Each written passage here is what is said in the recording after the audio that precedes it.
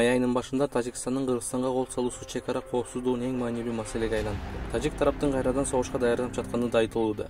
Улам чек арага байланыштуу чырлар катталууда. Элди Тажикстан дагы кол салса эмне кылабыз деген суроо түшөлтүүдө. Афганистандагы абалдын начарлашы жана талиптердин кол салуусу коркунучу да жарандарды кооптондурууда. Тажикстандын кол салуусунан кийин чек араны коргоо үчүн Туркияда жасалган Байрактар учкучсуз аппаратын алуу керек экендиги беймабай айтыла баштады. Байрактар чек араны коргоодо жана сырттан жасалган агрессияга жооп берүүдө таасирдүү курал болот деген ойлор айтылууда. Анда эмесе Байрактар деген бул эмне?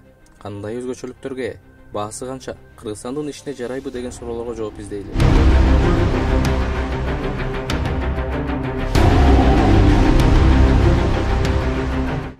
Бирок Кыргыз Ньюстун кызыктуу маалыматтарын өз убагында алып туруу үчүн азыр ылдый жактагы подписация баскычын басып коюуну унутпаңыз. Байрактар бул аскердик максатта колдонуучу, учкучсуз учуучу аппарат болуп эсептелинет.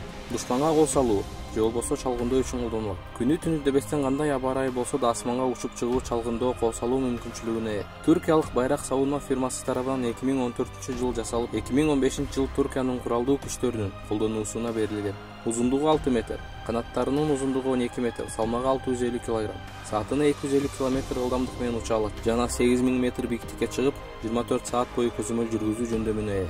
300 км аймакта чалгындоо иштерин жүргүзө алат. Ар түрдүү ракета жана бомбаларды атууга жана таштоого жөндөмдүү. Байрактар Түркиянын куралдуу күчтөрү, полициясы, жандармериясы жана чалгындоо кызматы тарабынан 2015-жылдан бери колдонулуп келүүдө. Түркиядагы ар кандай террорлук уюмдарга каршы күрөшүүдө таасирдүү курал болуп берүүдө. Өзгөчө чек ара коопсуздугун камсыз кылууда жана аскерлер бара албаган токойлуу жана тоолуу аймактарга операцияларды ишке ашырууда колдонулууда. Байрактар учкучсуз аппаратынын канчалык мааниге ээ экени Ливия өкмөтүнүн Халифа Хафтарга каршы согушунда даана көрүндү. Орусия тарабынан Халифа Хафтарга берилген оор аскерий техникаларды, жалданма аскерлерди жок кылууда Байрактар өзүн көрсөтө алды. Кийинчерээк Карабах согушунда Байрактар дагы бир жолу өзүн көрсөттү.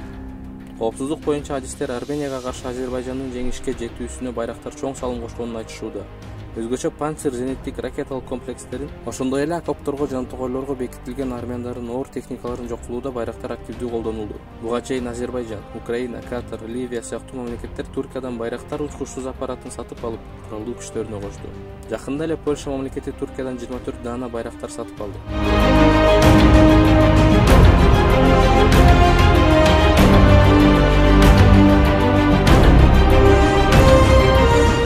Байрактардын азыркы баасы болжол менен $5 миллион экени маалым. Бул өлкөнүн коопсуздугу үчүн анчейин чоң баа эмес. Тажикстандын кол салуусунан тартылган зыянды эле эске алганда, Байрактар сыяктуу таасирдүү куралдын Кыргыз армиясында болуусу өтө маанилүү. Өзгөчө ар түрдүү шартта чек араны көзөмөлдөө, чалгындоо, аскерий кагышуулар болгондо учурда аскерлердин өмүрүн топокелчиликке салбастан салгылашууда Байрактар сыяктуу учкучсуз аппараттар сөзсүз керек. Акырында окурмандарыбызга жана угармандарыбызга айтарыбыз: бул материалды бөлүшүүнү жана подписация баскычын басуу аркылуу каналыбызга жазылууну унутпаңыз.